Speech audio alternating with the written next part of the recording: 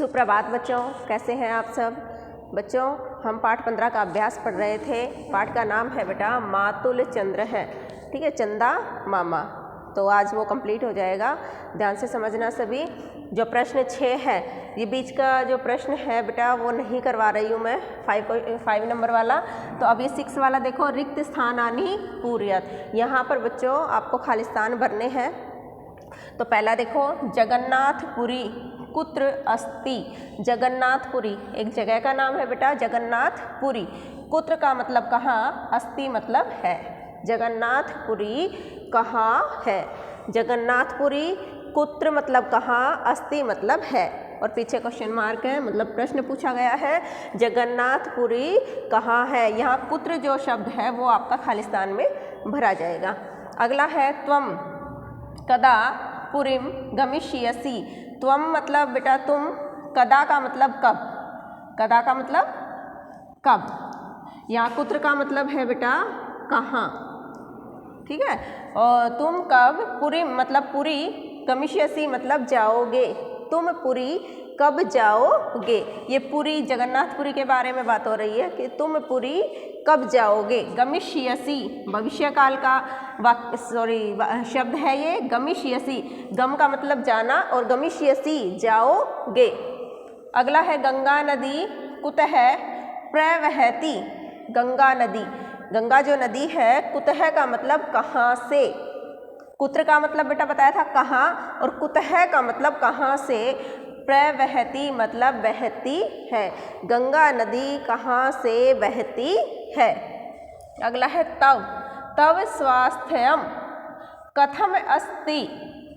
तव का मतलब तुम्हारा, तव का मतलब यहाँ देखो बेटा थोड़ा सेम सा लग रहा है, लेकिन ये अलग है, ये त्वम है। त्वम का मतलब तुम, और यहाँ है तव, तव का मतलब तुम्हारा, ठीक है।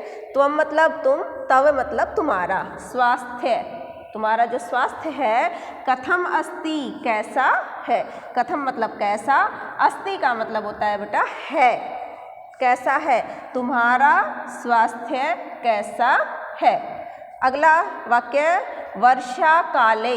वर्षा काले का मतलब वर्षा के समय में, जब बारिश होती है उस समय मयूरः, मयूरा मतलब मोर, किम, किम का मतलब क्या, क्या कुर्वन्ति करते हैं। फिर से देखो, वर्षा काले वर्षा के समय में या बारिश के समय में, मयूरः मोर, किम कुर्वन्ति क्या करते हैं। तो यहाँ पर आपका खालिस्तान में भरा गया है किम। पहले वाले खालिस्तान में कुत्र, कुत्र का मतलब कहाँ। दूसरे खालिस्तान में कदा, कदा का मतलब कब। तीसरे में है बेटा कुतः, कहाँ से। चौथे में भरा जाएगा आपका कथम, कथम का मतलब कैसे। और ये है आपका किम, किम का मतलब क्या। बेटा एक और बात बताना चाहूँगी, जितने भी हमने यहाँ खालिस्तान में शब्द भरे हैं वो सभी अव्यय शब्द हैं। कैसे शब्द हैं, अव्यय शब्द हैं। अव्यय शब्द अविकारी शब्द होते हैं जिन पर लिंग का, वचन का, काल का कोई प्रभाव नहीं पड़ता है, ये बदलते नहीं हैं, इनमें कोई विकार नहीं आता है, इसलिए ऐसे शब्दों को अविकारी या अव्यय शब्द कहते हैं। अगला प्रश्न है तत्सम शब्दान लिखत। तत्सम शब्द लिखो।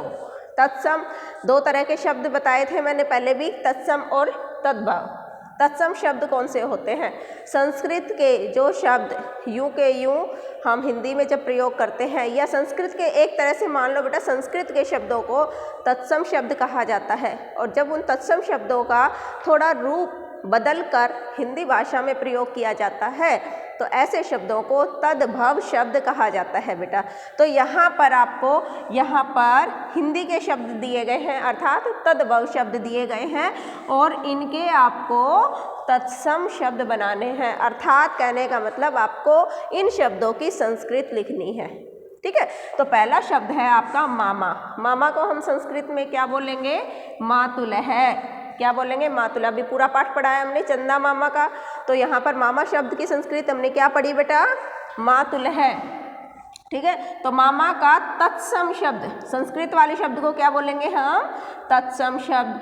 तो मामा जो शब्द है उसका तत्सम क्या बनेगा? मातुल है। अगला शब्द है मोर। मोर की संस्कृत क्या बनेगी? मयूर है।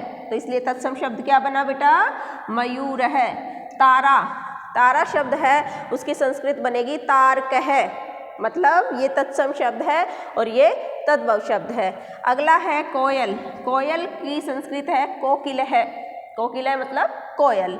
अगला है कबूतर। कबूतर को संस्कृत में क्या बोलेंगे हम? कपोत है। तो ये बेटा हमारे तत्सम शब्द हैं। तद्भव का हमने क्या बना दिया?